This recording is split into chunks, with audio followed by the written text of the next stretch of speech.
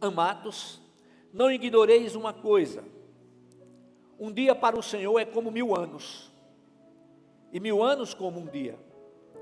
O Senhor não retarda a sua promessa, ainda que alguns a considerem demorada, mas Ele é paciente convosco e não quer que ninguém pereça, mas que todos venham a se arrepender.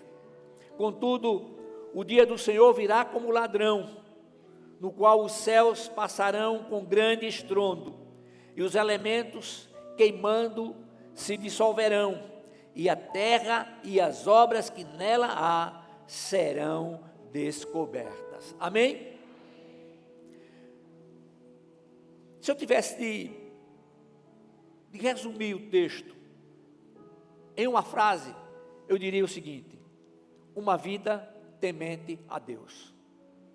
Ou seja, Deus quer que tenhamos uma vida onde esteja acesa, vou usar o termo, a chama do temor do Senhor, no nosso coração, na nossa mente. E eu tenho dito aos irmãos que uma frase muito simples, que de uma forma bem objetiva, expressa o que significa temer a Deus. Temer a Deus é amá-lo com respeito. Amém? Mas, meus irmãos, o apóstolo Pedro aqui, ele faz referência ao Salmo 90, versículo 4. Verso 4, Salmo 90, verso 4. Pois 1000 anos aos teus olhos são como o dia de ontem que se foi e como a vigília da noite. Então, nesse texto, nesses dois textos, fica evidente a diferença existente entre o nosso tempo e o tempo de Deus. Nunca nos esqueçamos de que Deus, Ele é absoluto em tudo. Ele é onisciente, onipresente, onipotente. Ele está na eternidade. Então Deus não é tomado de surpresa por absolutamente nada. E quando a gente fala absoluto em tudo, significa perfeição. Perfeição total. Poder. Nada, absolutamente nada é impossível ao nosso Deus.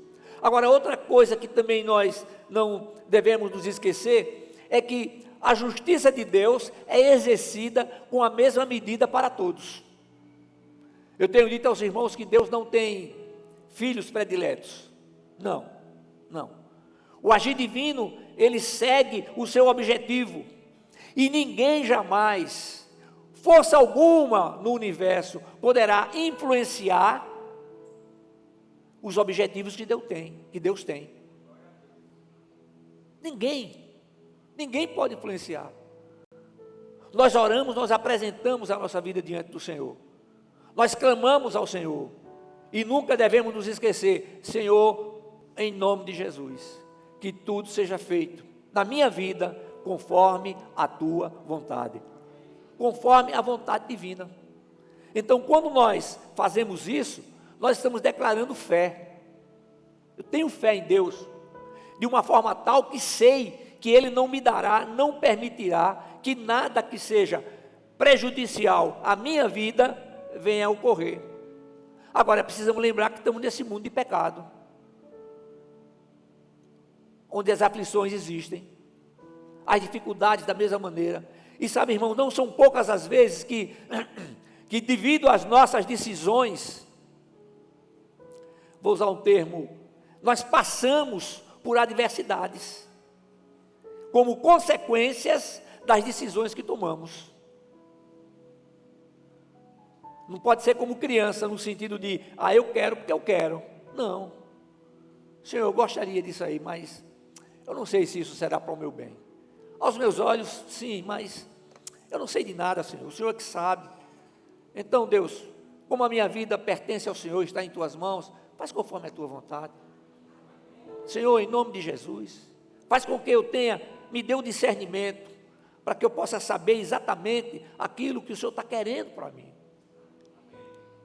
Eu não tenho nenhuma dúvida com relação ao falar de Deus. Agora, a gente precisa ter cuidado, porque Deus pode estar falando e a gente não está entendendo. Mas eu tenho certeza que quando isso acontece, Ele já providenciou alguma coisa para que a pessoa seja acordada, seja alertada. Amém? Então significa o quê? Se todos os objetivos de Deus são cumpridos, significa que todas as promessas que Deus tem para a sua vida serão cumpridas. Eu tenho dito aos irmãos que há promessas de Deus para aqueles que estão em Cristo e promessas ainda para aqueles que não estão em Cristo. Pastor, qual a promessa para aqueles que não estão em Cristo? Que o Senhor vai levar a palavra, que Ele vai conhecer a palavra, que Ele vai ter a oportunidade de tomar uma decisão. Aleluia, não é? Glória a Deus. Agora, o que é que Pedro está fazendo? Pedro, ele faz ele contrasta o mundo antigo com os céus e a terra do presente. O mundo antigo, Noé foi tocado por Deus, Deus falou com Noé para ele construir uma arca, porque iria destruir o mundo com água. E ali, naquela época, apesar do anúncio que Noé fazia, a população, e aí era o que? Zombaria que tinham dele, porque ele estava construindo uma arca imensa, no lugar onde não tinha água para aquilo ali, como é que aquilo ia flutuar? Mas ele perseverou. E quem foi que salvou? Deus salvou quem? Somente Noé, sua esposa, seus filhos e noras, só a família. E o que vai acontecer? O que é que o Senhor vai fazer? O Senhor não vai mais destruir o mundo com água, mas com fogo. E quem é que Ele vai salvar? Aqueles que estão em Cristo. Não passarão por esse momento. Não vai ser, tem gente que pensa assim, vai ser uma guerra atômica e vai destruir. Não. Vai ser fogo que vem do céu. Vai destruir tudo. Mas a igreja não vai estar mais aqui. Amém, mas o assunto é outro, aleluia. Então, Noé e sua família, eles foram salvos das águas do dilúvio, né? E não esqueça que Deus salvará os crentes quando ocorrer fogo devastador que queimará céus e terra. Eu creio que a gente não vai estar nem aqui mais. Aleluia. Então, somente em Cristo Jesus, nossos pecados são o quê? São perdoados. Nós somos o quê? Purificados pelo sangue de Jesus. E as promessas que o Senhor tem são promessas válidas. Promessas que não perdem a validade. Agora, irmãos, a gente precisa lembrar de uma coisa. Olha, todas as aflições que nós enfrentamos, têm a sua origem espiritual. Origem espiritual. E o que é que o Senhor faz? Ele diz que é para a gente ter bom ânimo. Então, quando Ele diz que é para a gente ter bom ânimo, e o seu Santo Espírito habita em todo aquele que o tem como Senhor, tem a Jesus Cristo como Senhor, único e suficiente Salvador, o que é que Ele faz? Ele fortalece, Ele conforta, Ele consola, Ele capacita, para que a gente possa enfrentar essas aflições, dando glórias a Deus, não pelas aflições, porque apesar das aflições, Ele não nos abandona. Todo mundo pode abandonar, pai, mãe, filhos, irmãos, todos, mas o Senhor não abandona não. Ele disse, eis que estou convosco todos os dias, até a consumação do século. Então essa é uma palavra do Senhor. Agora, o que é que a Bíblia diz? Que o inimigo da nossa vida está ao nosso derredor, ao nosso redor, está acampado o anjo do Senhor, ao derredor, o inimigo da nossa vida, procurando o quê?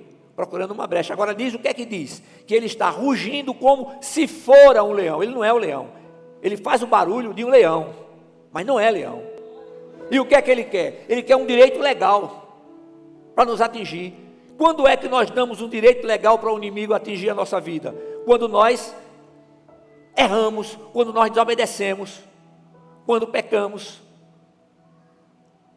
Às vezes tem uma brecha enorme, dá para entrar uma jamanta. Aí Deus vai e mostra, a sua vida está irregular, precisa regularizar isso. Aí a pessoa diz, Senhor, não vi, se arrepende, pede perdão ao Senhor, é fechada a brecha. Mas a gente está nesse corpo de pecado. Somos pecadores, irmãos. Não adianta dizer, tem gente que diz assim, a nova criatura ela não peca. Não, irmão, a nova criatura peca sim. Se não pecasse, não estaria mais aqui. Porque esse é o corpo de pecado. Como é que a nova criatura não vai pecar? Agora, a nova criatura não vive mais na prática do pecado. Ela não consegue mais viver na prática do pecado. Então, o falso leão está ao derredor, rugindo, buscando a quem possa tragar. E ele pode usar qualquer pessoa que der brecha, qualquer coisa para atingir o objetivo dele. Ele quer o quê? Roubar, matar e destruir.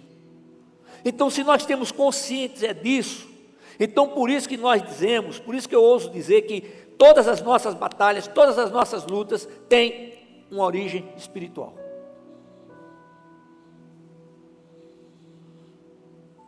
E aí? A gente tem que usar o quê? As armas espirituais. Armas que possam neutralizar. Então nós temos a palavra de Deus, né? Que é a nossa espada de 2 gumes. A gente ora. O Senhor nos deu autoridade para repreender a todo mal, no nome de Jesus. Tem que repreender falando, viu? Não é pensando não. Às vezes alguém diz assim, não, eu repreendi. Repreendeu como? Ah, pastor, eu pensei muito forte. E pronto, só ficou pensando. Porque o inimigo não é onisciente. Tem que falar. Tem que repreender. Da mesma maneira, quando você tem alguma coisa que você quer somente entre você e Deus, não fala e nem escreve. Aí eu me lembro que alguém disse assim, ô pastor, e Deus? E o inimigo, ele sabe falar aramaico? Ele fala aramaico, ele fala o português, o japonês, o inglês, qualquer coisa ele fala. Ele só não fala mais a língua dos anjos. Porque quando ele foi expulso de lá, o Senhor mudou. Ele não entende. Ele fica doidinho quando a gente fala em línguas. Porque ele não sabe o que é. Glória a Deus. Então, se ele não sabe o que é, acaba com esse negócio de dizer, vou expulsar demônio falando em línguas. Ô irmão, repreende em nome de Jesus. Manda sair mesmo. Do menor subordinado até o maior. Sair em nome de Jesus. Agora, o que é que o Senhor nos diz? Olha o que o Senhor Jesus diz lá em Mateus 26, 41. Todo mundo conhece. Vigiai e orai para que não entreis em tentação. O espírito está pronto, mas a carne é fraca. Aí eu falei agora há pouco. Em Cristo nós somos sustentados, fortalecidos, renovados, capacitados para a gente enfrentar as batalhas, não é? Agora a gente precisa enfrentar as batalhas na certeza do agir divino. Não é uma certeza que a gente só fala, é que a gente sente aqui, está aqui. Aí eu volto na mesma tecla. Nunca esqueçam que Deus não vai atender todos os nossos pedidos conforme nós clamamos a Ele. Ele vai nos dar o que é melhor. Assim mesmo, sem saber.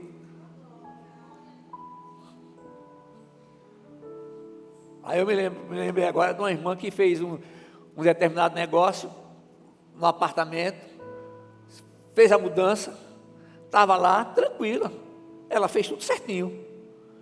Mas aí quando ela achava que estava tudo certo, a pessoa desistiu. Aí ela pensou, mas por que isso? Aí sai do apartamento, depois ela vê o que foi que Deus fez. A maravilha que Deus fez tirando ela daquele lugar e levando para outro lugar totalmente diferente. Aí você diz assim, mas por que Deus permite isso? Irmãos, todas as coisas concorrem para o nosso bem. A gente aprende, a gente se aproxima mais de Deus. A gente clama ainda mais a Ele. A gente agradece a Ele. Olha, a luta, existem muitas lutas, mas uma luta terrível é a luta financeira. Por quê? Porque depende para adquirir as coisas. E o que é que a gente tem que fazer? A gente tem que fazer a nossa parte. Tem que sair, batalhar, procurar fazer, clamar ao Senhor. Agora, acima de tudo, ser um fiel dizimista. Você pensa que é a igreja que ganha? A igreja ganha também, mas quem ganha é você. Porque quando o cara é fiel dizimista, Deus faz o quê? Ele repreende o devorador. Fiel, dizimista e ofertante, está lá na palavra. Então, se eu creio na palavra de salvação, creio também na palavra que está lá em Malaquias, capítulo 3, versículo 10, que diz que aquele que não é fiel, dizimista, é ladrão. A Bíblia diz, porque está roubando de Deus. Eu não vou comer, eu não vou gastar um dinheiro que não seja meu. É do Senhor, é do Senhor. Quero nem saber.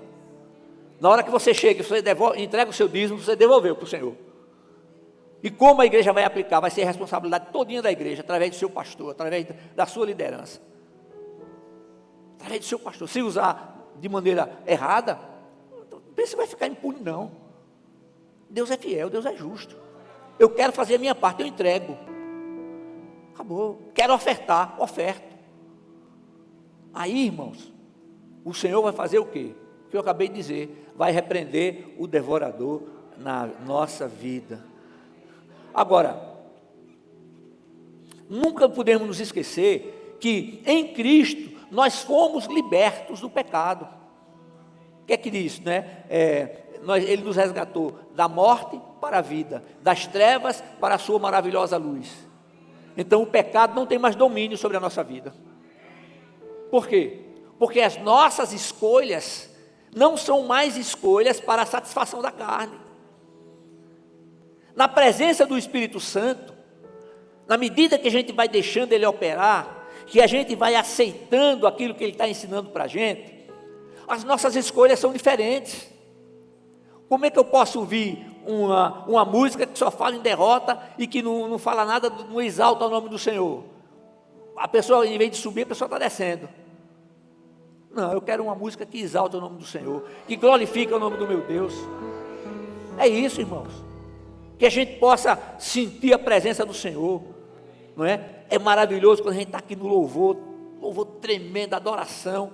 Às vezes tem momentos que eu gostaria que nem parasse, que continuasse. Aleluia. Então a gente precisa entender isso. A gente precisa, como igreja, a gente precisa estar aqui. Agora, o homem natural, ele não entende isso. O homem natural, ele não entende a natureza eterna de Deus. Ele não entende a graça de Deus, ele não entende a misericórdia de Deus. E essa falta de compreensão leva o homem natural a fazer coisas para conquistar a salvação. Então ele faz o que a gente vê aí, gente se sacrificando. Fazendo sacrifício, aí eu subi escada de joelhos, eu fiz não sei o quê. Não existe isso, Deus não aceita. O sacrifício para a salvação já foi feito por Jesus Cristo. E nada mais precisa ser feito, aleluia. Glória a Deus. Ele já fez. E o sacrifício de Cristo, então, para a salvação. Aí o cara diz assim, não, olha, é verdade, Deus, o sacrifício do Senhor aconteceu, mas tem uma coisa que você precisa lembrar. Se você não guardar o sábado, velho, você não vai entrar no céu, não. É mesmo? Então o sacrifício de Jesus não foi completo. Foi incompleto. Ainda tem gente que fica ouvindo essa baboseira lá e fica com correr na cabeça. Mas a Bíblia diz, está aqui, você é judeu. Foi para uma época. Hoje nós estamos no período da graça, gente. Mas os escritos de fulano de tal têm o mesmo valor que os escritos da Bíblia. Ué, a minha Bíblia não diz isso não. A Bíblia diz que essa é a palavra de Deus. E que ela não precisa de complemento, ela não precisa de mudança, ela não falta nada, ela é completa. Ué, todo livro que a gente lê tem abobrinha. Tem alguma coisa. Nem que seja uma palavrinha, uma colocação. Porque não é perfeito, entendeu? Porque não é que a pessoa queira não, porque o homem não é perfeito. Mas a Bíblia, ela foi escrita por homens inspirados por Deus. Então ela é o quê? Ela é a palavra de Deus. Na Bíblia nós encontramos toda a orientação, todas as diretrizes, para que a gente possa ter uma vida conforme o Senhor deseja. E o Senhor deseja que a gente tenha a vida da gente, não fica olhando a vida dos outros não. Olhando a vida dos outros, rapaz, que é isso? olhando como é que a pessoa se veste, como é que a pessoa chegou na igreja, porque a pessoa chegou e não se ajoelhou, porque não fechou os olhos na hora de orar. Gente, que é isso? Cada um a sua vida. Deus não chamou ninguém para ser agente secreto, para ser investigador da vida de ninguém. Agora, se o Senhor mandar você falar alguma coisa, você tem que saber ir com muito amor.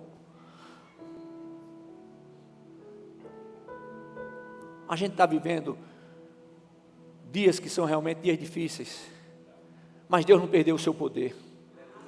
Deus não perdeu a sua determinação em nos guardar e proteger de todo mal. Deus tem planos e propósitos com a igreja. Irmãos, eu falei, vou dizer, as coisas vão evoluindo. Quando a gente começou aqui, era um retroprojetor. Aí via aquelas negócio de radiografia, né? Aí limpava e passava, aí a gente passava ali.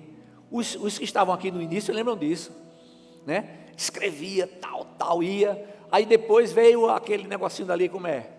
Aquela multimídia ali, esqueci o nome agora. Ainda tem um ali, hein? Pronto, tem lá um projetor. Agora a gente tem isso aqui, ó. Olha, na minha época de jovem, colocar uma bateria na igreja, você ia ser excluído, eliminado, e nunca mais você podia nem entrar na igreja. Colocar uma bateria dentro da igreja, pegar o violão e louvar o Senhor com a bateria, e pior, pegar um pandeiro e ficar louvando ao Senhor. Aí o Senhor vai mostrando, olha, está aqui, o que não muda é a minha palavra. Aí vai lá no Velho Testamento, aí vai lá na Bíblia e mostra que até com os pandeiros se louvava e celebrava ao Senhor, não é? Aí ele mostra, ele vai dando ideia para a gente, pensar e vir aqui um dia e estar assim tão bem, tão à vontade, né? Sem aquela coisa apertando a gente, vai aqui, pensava nisso, não pensava. Isso aí é o que é o Senhor nos orientando, o Senhor nos mostrando que Ele criou tecnologia, que Ele criou coisas novas para a gente aplicar. Mas a palavra dEle não pode mudar. A palavra de Deus não muda.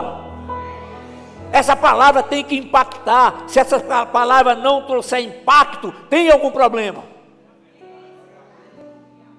Qual é a coisa mais difícil para a gente? Obedecer. Obedecer. Às vezes obedecer regra de trânsito. Obedecer qualquer coisa. Isso sou eu, você, todos nós. E uma vez que a gente sabe disso, a gente tem que ter cuidado, tem que ter atenção.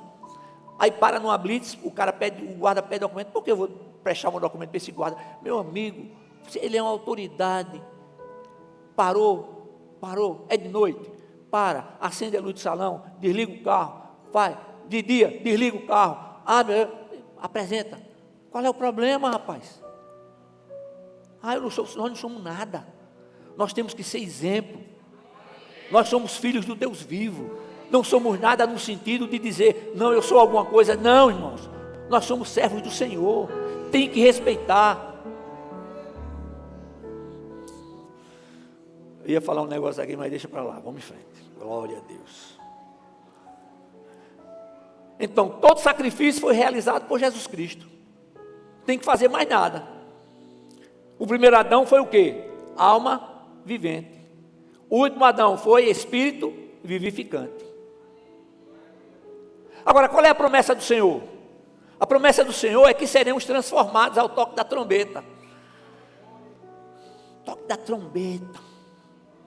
Algum tempo Deus me deu uma visão tremenda, um lugar imenso, um piso que era uma coisa só, tinha a impressão, o que mais parece é como se fosse aquele piso de gelo, quando a gente vê patinho no gelo tem, aquilo imenso, aqueles anjos formados, estou dizendo, os anjos já estão formados, aguardando apenas o toque da trombeta, para arrebatar a minha igreja, mas o tempo do Senhor não é o nosso tempo. Ele diz, quando Jesus Cristo esteve aqui, que perguntaram a ele sobre a volta, ele disse, não, só isso é para o Pai. Aí disse assim, e Jesus Cristo sabia? Eu creio que Jesus Cristo, o homem não, porque ele deixou toda a sua deidade, ele deixou toda a sua glória, ele deixou toda a sua majestade, mas Jesus Cristo como Deus, sabe que é Deus, e Deus é um só. Aí tem gente que faz os cálculos, calculou, eu calculei assim, e acho que o Senhor vai voltar tal dia. Ô gente, isso não vem de Deus não. Rejeita logo em nome de Jesus. O arrebatamento pode ser agora, pode ser daqui a 10 anos, pode ser daqui a 1 minuto, pode ser amanhã de manhã, pode ser na hora do almoço. Aleluia, glória a Deus. Então qual é a promessa do Senhor? Toque a trombeta. Aqueles que estão com Cristo ressurgirão primeiro. Você sabe disso, nunca esqueça. Os que estão com Cristo ressurgirão primeiro. E nós que estivermos vivos, seremos imediatamente transformados. Como assim, pastor? Transformado desse corpo, da nossa morte, para um corpo glorificado, semelhante ao corpo de Cristo. Só quem tem um corpo glorificado hoje é Jesus Cristo. Está lá, só Ele é o único. E quem está lá com Ele? Está lá em espírito, esperando o toque da trombeta para ficar com o corpo glorificado, semelhante ao corpo do Senhor. E o tempo que vai levar isso, pastor? Oxe, vai levar rápido. É um piscar de olhos. Tchum. Se um dia como 1000 anos e 1000 anos como um dia. Por isso, igreja, a nossa vida tem que estar no altar do Senhor.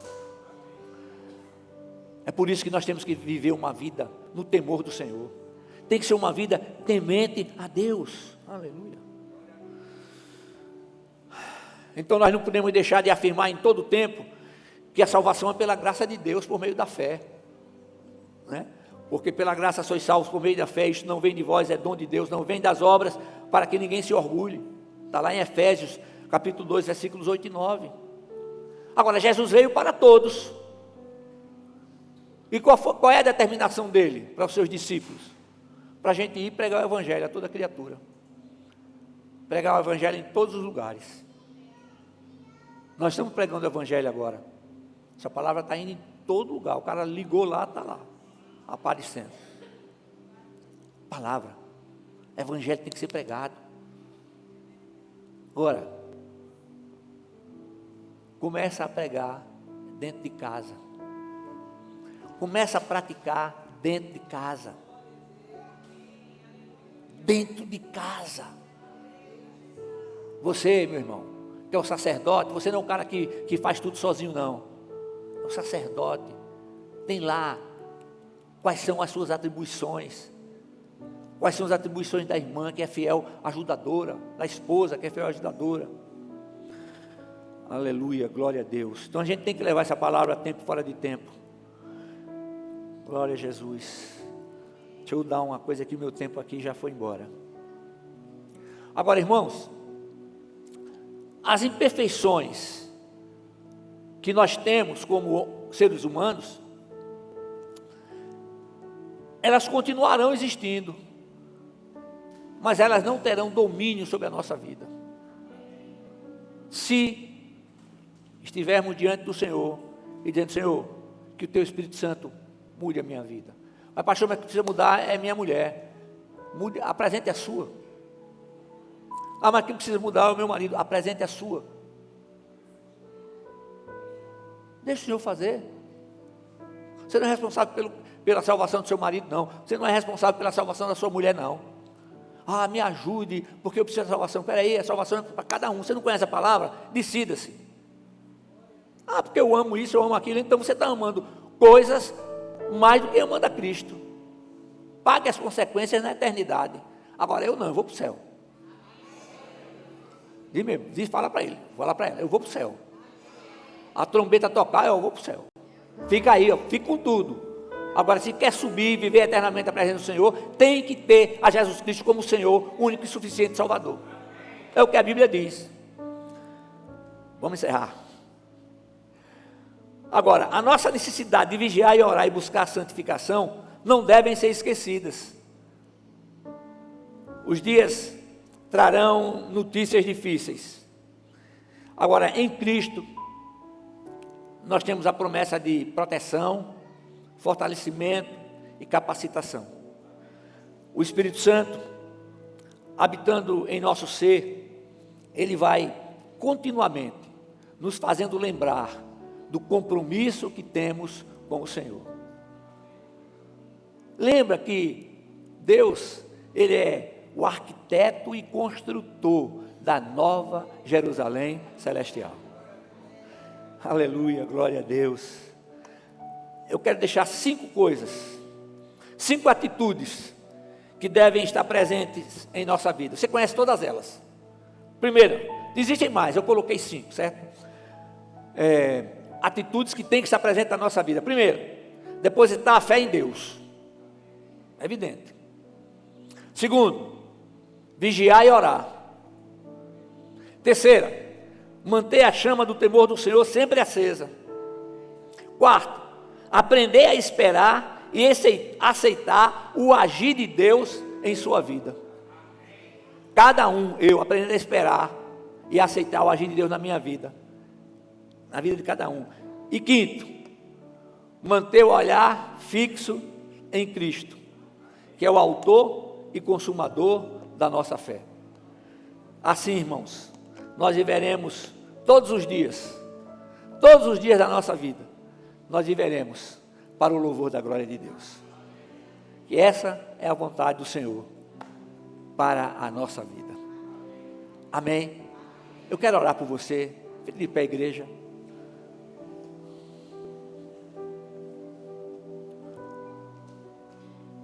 Senhor amado, é o Senhor aquele que convence o homem do pecado, da justiça e do juízo. É o Senhor que dá o discernimento. É o Senhor quem opera. Que verdadeiramente, Pai, cada crente que aqui está, esteja permitindo e aceitando o agir do Teu Santo Espírito. Com o olhar fixo em Cristo, não olhamos para a esquerda nem para a direita. O que nos interessa é o nosso alvo maior, que é Jesus. Obrigado, Senhor, pela oportunidade de transmitir a Tua palavra. Em nome de Jesus. Amém. Pastor Murilo.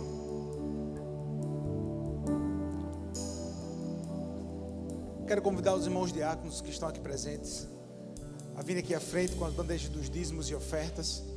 Já está aparecendo aqui no nosso telão a nossa chave Pix, as contas da igreja.